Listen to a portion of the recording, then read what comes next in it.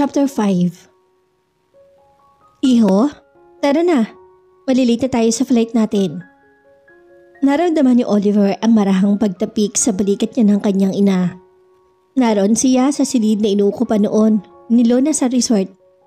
He had been hoping that for the last time, darating ito at pipigilan siya nitong umalis dahil kagaya niya ay mahal din siya nito. Pinuntahan niya to sa bahay nito pero walang tao. Nang pumunta naman siya sa office nito, nalaman niyang may out of the country na seminar itong dinaluhan. Sinabi sa kanya na nakausap niya ang eksaktong petsa ng pagbalik ng dalaga. So he begged his mother na hintayin nila to kahit 1 week lang. Dapat ay kahapon pa to nakabalik sa bansa. At ngayon ay dapat kaharap na niya to at masinsinang kausap. Nag-iwan siya ng letter sa staff nito at kahapon pa dapat nito nabasa yun. Pero wala siyang anumang response na natanggap mula dito. Well, siguro nabasa na nito ang sulat niya. At na-realize itong hindi pa to handa na sumugal na kasama siya. He might have scared her. Kaya hindi na to nagpakita pa sa kanya. Sino ba naman kasi ang nasa matinong pag-iisip ang bigla nilang magpapakasal sa isang lalaki na hindi mo man lang boyfriend? Hisay. Iho? Narinig niyang tawag ulit sa kanya ng kanyang ina. Laglag ang mga balikat na naglakad siya palapit sa sasakyan na mag-ahatid sa kanila papunta sa airport. Maybe that was his destiny. Baka yung talaga nakatadhana para sa kanya at kailangan na niyang simulang yakapin. Ma'am Luna, good morning po. Bungad naman sa kanya ng HR assistant niyang si Lara. Magtatatlong buwan pa lang ito sa kumpanya nila. Ma'am, may gwapong lalaki po na napunta dito the day after you left to Thailand po. May iniwan po siyang letter para sa inyo. Inabot ito sa kanyang isang sobre. Nakasulat ang buong pangalan ni Oliver sa labas ng sobre. Napangiti siya nang maalala niya ang binata. Sige Lara, salamat. Mamaya ko na lang babasahin ang sulat na to. You can go back to your work na. Ipinagpaliban na muna niya ang pagbabasa ng sulat. Marami siyang nabinbing trabaho dahil na-delay siya ng 2 araw sa pag-uwi. Supposedly, nung Lunes pa siya nakauwi sa bansa. Pero nagpa siya siyang mag-extend ng 2 araw. Dahil sa 1 linggong pananatili niya doon ay hindi siya nagkaroon ng pagkakataon na makapaglibot man lang. Masyado kasi siyang naging busy sa seminar na dahilan naman talaga ng pagpunta niya ron. Nag-email na lang siya sa boss niya na mag-extend siya ng 2 days dahil may dadalawin siyang mga kamag-anak. Of course, that was not true. Wala siyang mga kamag-anak na naniniraan sa Thailand. Ang dadalawin ng pinangyarihan ng tsunami 10 years ago ang talagang pakay niya. She owed it to herself na balikan ang lugar na yon para tuloy na siyang makapag-move on sa kanyang buhay. Yun din kasi mismo ang naging suggestion sa kanya ng psychologist niya na si Miss EJ. Ang balikan ng lugar na naging sanhi ng lungkot niya sa loob ng mahabang panahon. Bumalik daw siya sa Thailand at harapin ang mga takot niya at palayain na niya ang sarili sa galit. Yun mismo ang ginawa niya sa loob ng 2 araw na nag-extend siya sa Thailand. Na mga panahong iyon, naisip niya si Oliver. Sigurado siyang matutuwa to kapag nalaman nitong nagawa na niyang ibaon sa limot ang masalimot niyang nakaraan. Ngayon ay masasabi niyang magaan na ang kanyang pakiramdam. At sana magtuloy-tuloy na ang magandang pakiramdam niya. Pagsapit na tanghalian ay lumabas siya ng opisina bit-bit ang sulat ni Oliver. Gusto niyang sa labas na lang kumain. Sa isang Japanese restaurant siya dinala ng kanyang mga paa. Napapangalahati pa lang niyang in-order niya. Parang nangangati na mga kamay niya na buksan at basahin ang sulat ni Oliver. Sa huli, nariigang willpower ng puso niya. Excited na pinunit niyang gilid ng sobre at saka sinamyo pa ang stationery. Tahimik na binasa niya ang nilalaman ng sulat.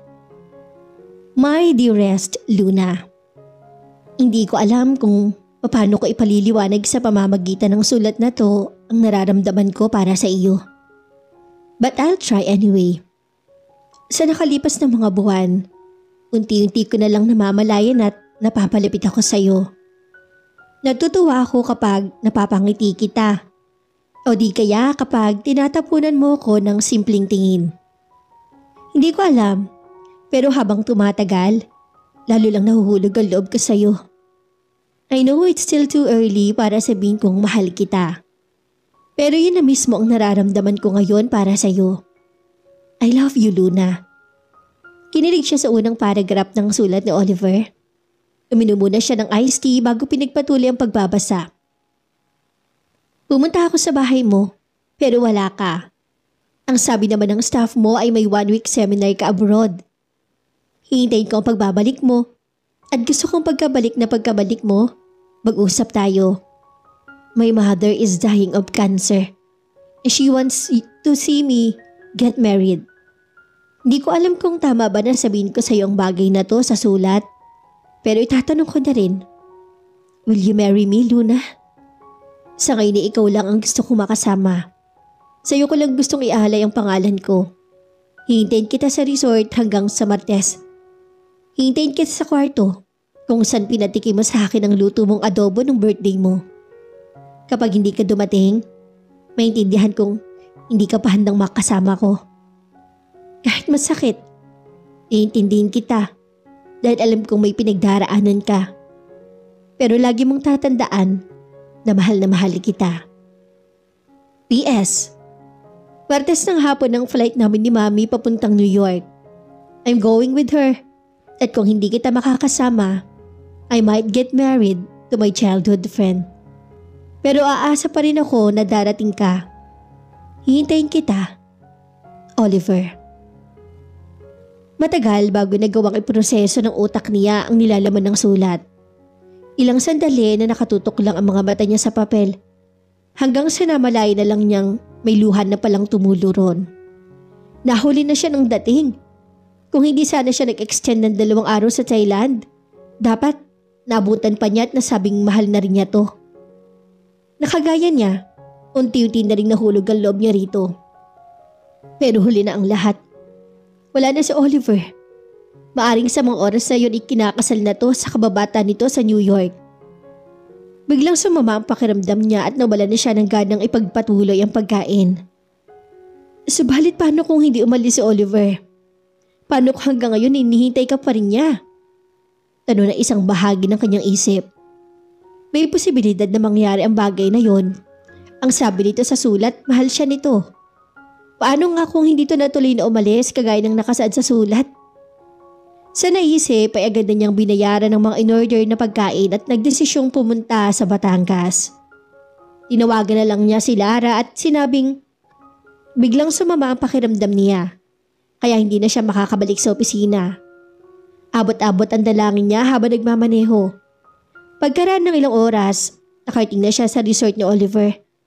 Subalit ang excuse niya kay Lara, nagkakatotoo nang sabihin sa kanya ng waiter na nagpakilalang kulas na nahuli na siya ng dating.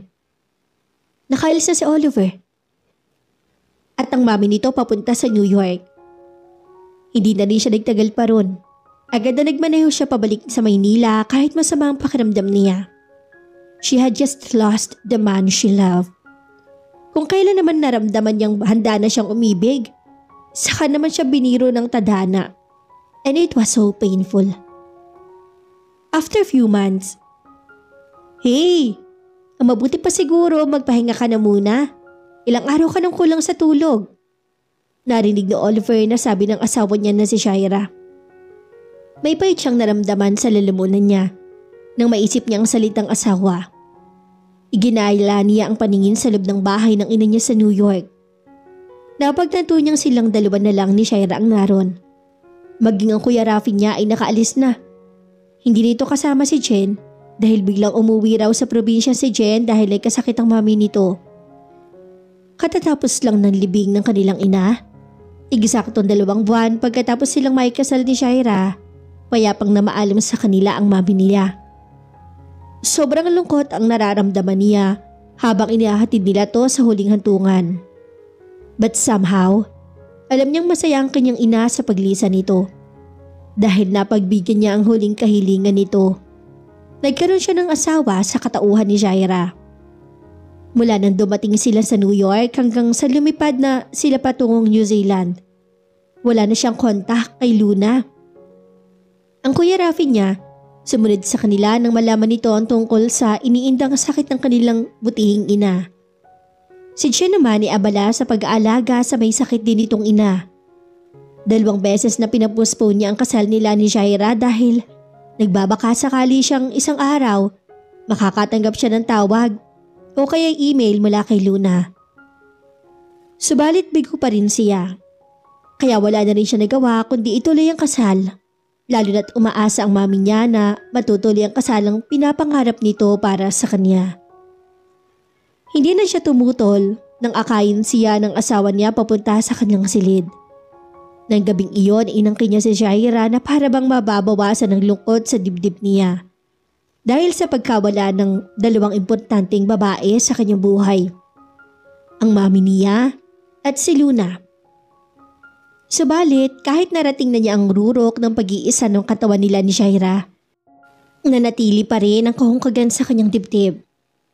Kinabukasan, maaga siya nagising. Nabutan niyang asawa na naghahanda ng almusal nila. Shaira was a loving wife. Parang ito pa rin ang Shaira na nagmahal sa kanya nung nasa college pa lang sila. Maalaga pa rin to at sweet sa kanya.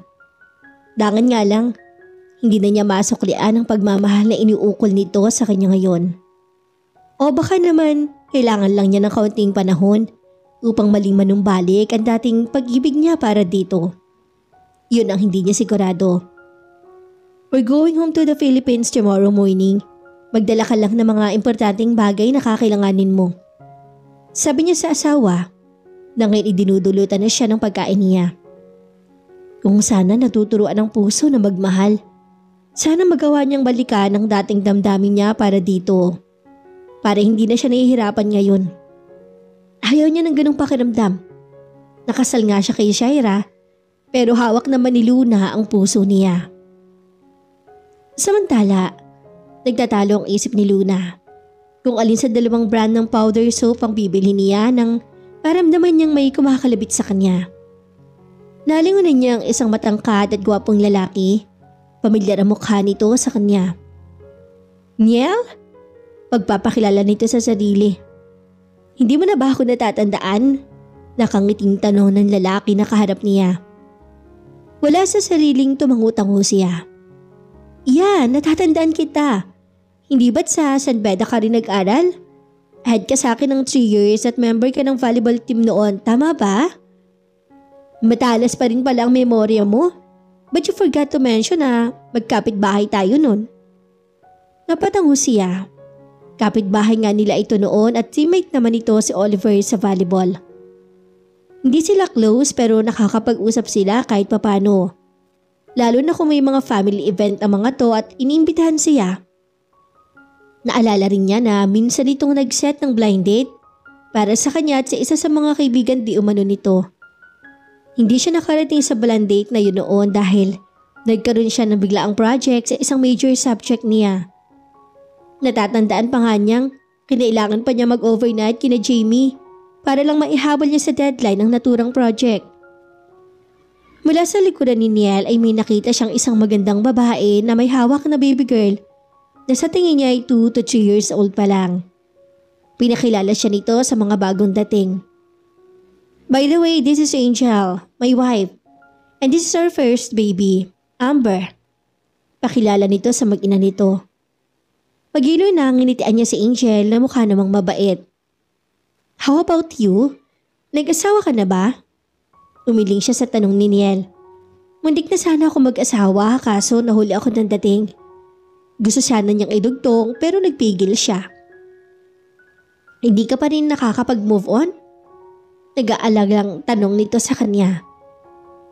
Aware ito sa nangyari sa kanyang parents at marahil iniisip nitong ang pangyayari sa Thailand ang dahilan kung bakit hindi pa rin siya nag-aasawa o nagbo-boyfriend man lang. Well, she had to admit that it was partly true. Nakapag-move on na ako, hindi pa lang talaga ako nakakakita ng lalaking pakakasalan ko. Sabi na lang niya.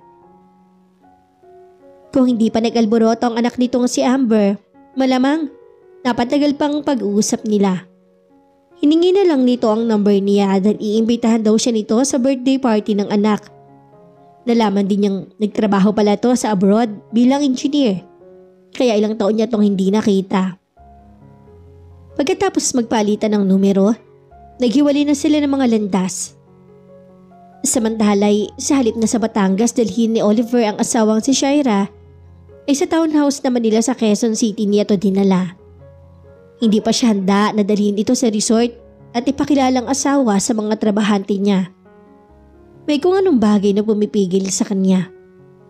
Sa ikatlong araw na pananatili ni Raron, nagpaalam siya sa asawa na makikipagkita sa isa niyang kaibigan. Nung college pa sila. Hindi nito nakilala si Niel, ang kaibigan niya, dahil sa pambababaeng university nag-aaral si Shaira noon. Nang mamatay ang mami niya, nakatanggap siya ng email mula sa teammate at kaibigan niyang si Niel. Nakikirama ito sa sinabi rin nitong magkita sila kapag umuwi siya ng Pilipinas. Hindi na niya ito natanong kung paano nito nalaman ang email address niya. Pero sa panahon ngayon, alam niya madali na lang gawin ng paraan ang bagay na yon. Pinarada niya ang kotse niya sa tapat ng gate ng isang malaking bahay na nasa loob ng isang kilalang subdivision. Kumusta pare? Condolence nga pala ulit. Bungad sa kanya ni Niel nang pagbuksan siya nito ng gate. Mabuti naman, salamat. Nakangiti niyang sagot. Pumasok sila sa malaking sala ng mga ito. May naabutan siyang isang batang babae na naglalaro ng Barbie doll. Napangiti siya dahil halos kasing laki lang ng bata ang manika. Anak mo? Tanong niya kay Niel. Proud na ngumititos sa kanya. Halatang pinagmamalaki nito ang anak nito. Ikaw, ang balita ko nag-asawa ka na raw. Kayo rin pala ni Shairang magkakatuluyan. Tumango siya ng marahan. Mabuti na lang at tinawag sila ng isang magandang babae mula sa kusina na napag-alaman niyang Angel ang pangalan. At asawa ni Niel, kaya nagkalagtas siya sa isang malalim na interogasyon. O lunch na muna tayo. Magiliw na sabi ni Angel sa kanila. Kinarga ni Niel ang anak nito at sumunod siya sa mga to papunta sa kusina. As they were having lunch, nagkumustahan sila magkaibigan. Napag-usapan nila ang ilan sa mga pinaka-memorable na pangyayari sa buhay nila. Nung nag-aaral pa sila sa kolehiyo, pagkatapos silang manangalian, nag-inuman sila ni Niel sa garden ng bahay nito. Bandang hapon, dumating ang dalawa pa nilang teammate noon na sina RD at si Luis. Gabi na nang makauwi siya sa townhouse nila. Naabutan niya si Shaira na natutulog sa sofa habang naiwan itong nakabukas ang TV. Nakatulugan na marahil ito ang paghihintay sa kanya. Marahang niyugyug niya to sa balikat. Pasok na tayo sa kwarto. Yaya niya rito. Nagpatiuna na siyang umakyat sa ikalawang palapag ng bahay kung saan naroon ang kwarto nila. Nang maramdaman niyang lumundo ang kama at hindi siya kumilos. Maging nang maramdaman niyang yakapin siya ni Zaira, hindi pa rin siya tuminag. Pinangatawanan na niya ang pagkukunwaring tulog.